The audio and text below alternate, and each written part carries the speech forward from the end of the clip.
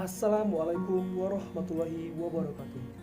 Perkenalkan, nama saya Muhammad Iqbal Dhio Fahrihan dari Fakultas Dakwah dan Komunikasi, jurusan Komunikasi dan Penyiaran Islam dengan NIM 1920501053. UIN Raden Fatah, Palembang.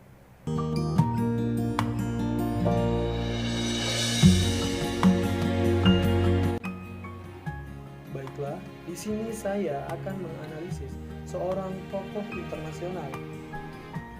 Yang mana yang akan saya analisis itu adalah apakah tokoh tersebut menggunakan prinsip-prinsip komunikasi Islam dalam menyampaikan komunikasinya. Tokoh yang akan saya analisis adalah Bapak Dr. Zakir Naik. Beliau merupakan seorang dai, penceramah internasional, doktor. Kemudian beliau juga seorang penulis dan seorang pakar perbandingan agama. Sebelum saya memulai analisis, saya akan memberitahu terlebih dahulu apa-apa saja yang menjadi prinsip-prinsip komunikasi Islam. Berikut prinsip-prinsip komunikasi Islam.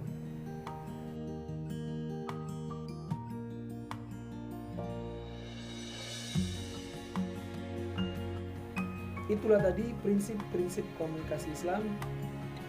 Selanjutnya langsung saja kita saksikan video Bapak Dr. Zakir Naik berikut ini.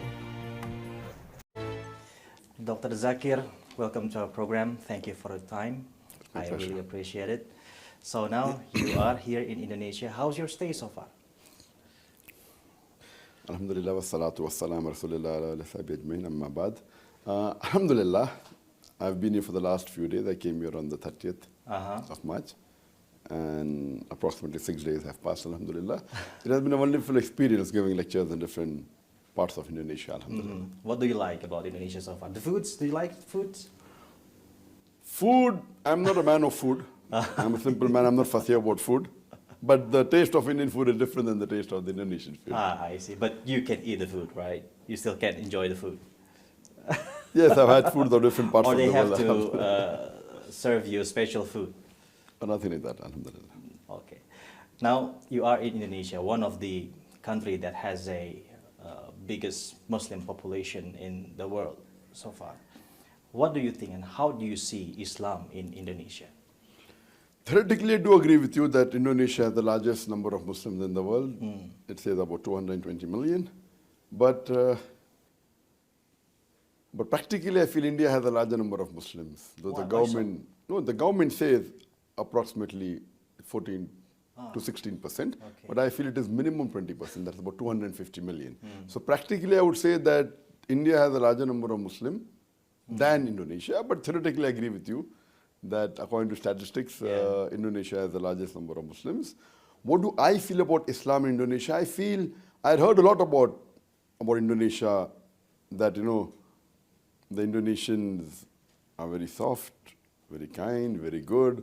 But as far as following the deen of Islam, being close to Quran and Sunnah, the majority are not very close to Quran and Sunnah. But in this trip, what I found, alhamdulillah, I find that the youngsters, mashallah, and the people, I never expected such a large audience for my lecture. Because I normally give lectures in English and in Urdu. And Indonesia, I'm told, about 10% speak English fluently, and about 20 to 25% understand English, along with those who speak and understand. So I didn't expect a large number, but I was shocked, mashallah. Yesterday we had more than 15 to 20,000 people for my talk. How people, I'm not a head of state. So what they give to the head of state, they gave me a much bigger reception than what most of the heads of states will get in Indonesia.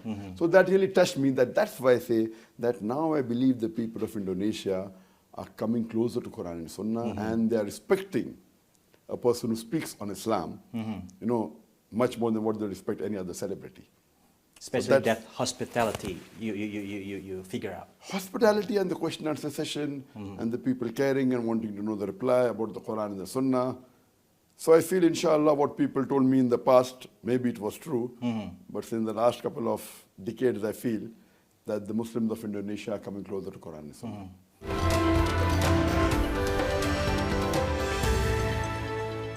Can Muslim of Indonesia be the face of Islam in the world? What do That's you what I think? told in my lecture, that Indonesia should be. They should How? be an exemplary Muslim. And unfortunately, what I feel that, mashallah, you have got good qadis here, people who recite the Quran very well. But very few Indonesians read the Quran with understanding. And that is the case throughout the world. It may be in India and most of the Arab countries. Most of the Muslims.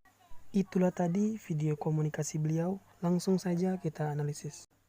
Prinsip komunikasi Islam yang pertama adalah salam. Salam merupakan kalimat pembuka dari komunikator untuk komunikan. Salam merupakan prinsip komunikasi Islam yang paling utama. Tapi karena bentuk video tadi adalah interview, maka Bapak Dr. Zakir Naik tidak mengucapkan salam. Harusnya yang mengucapkan salam adalah si pewawancara tersebut. Poin kedua adalah berbicara lemah lembut. Hal ini dilakukan bertujuan untuk meluluhkan hati komunikan, supaya komunikan bisa memahaminya. Dari awal sampai akhir video, beliau selalu berkata yang lembut. Poin ketiga, berkata yang baik. Hal ini bertujuan untuk mengurangi konflik dan perselisihan. Bisa kita lihat dari awal video sampai akhir, beliau selalu berkata yang baik. Beliau berkata selalu didasari dengan pikiran yang bagus. Poin keempat, menyebutkan hal-hal yang baik tentang komunikan. Hal ini bertujuan untuk memudahkan dalam proses komunikasi. Hal ini terlihat ketika beliau mengatakan orang-orang Indonesia sangat ramah dan juga baik. Beliau juga mengatakan bahwa banyak orang di Indonesia dapat melantunkan ayat suci Al-Quran dengan sangat indah. Poin kelima, memberikan hikmah dan nasihat yang baik. Beliau mengatakan Indonesia harus lebih mengenal Al-Quran dan hadis, supaya Indonesia bisa menjadi contoh dunia dan akan menimbulkan perdamaian yang sejati. Poin keenam adalah berlaku adil. Hal ini bertujuan agar tidak ada diskriminasi antar komunikan. Di video tadi, beliau tidak membeda-bedakan antara orang Indonesia, India, serta negara-negara Arab. Poin ketujuh, menyesuaikan bahasa dan isi pemikiran. Hal ini bertujuan agar dapat membuat percakapan yang lebih menarik. Dapat kita saksikan Bapak Dr. Zakir Naik merupakan orang India, kemudian si pewawancara merupakan orang Indonesia. Agar dapat menjalin komunikasi yang baik, mereka sama-sama menggunakan bahasa yang dapat dimengerti satu sama lain, yaitu bahasa Inggris. Kemudian, poin ke-8 adalah dapat berdiskusi dengan baik. Hal ini terlihat dari awal video sampai akhir video, mereka berdiskusi banyak hal. Salah satunya tentang toleransi, intoleransi, kemudian tentang perdamaian, kemudian tentang apakah bisa Indonesia menjadi contoh dunia Islam. Bapak Dr. Zakir Naik menghargai pandangan dari si pewawancara. Pada saat pewawancara mengatakan bahwa Indonesia merupakan negara mayoritas Muslim terbesar di dunia. Tetapi lain halnya dengan Bapak Dr. Zakir Naik, beliau mengatakan bahwa Indialah yang lebih memiliki populasi mayoritas Muslim terbesar. Kemudian poin terakhir adalah berdoa kepada Allah Subhanahu wa taala. Hal ini tidak terlihat karena bentuk video tadi adalah bentuknya diskusi.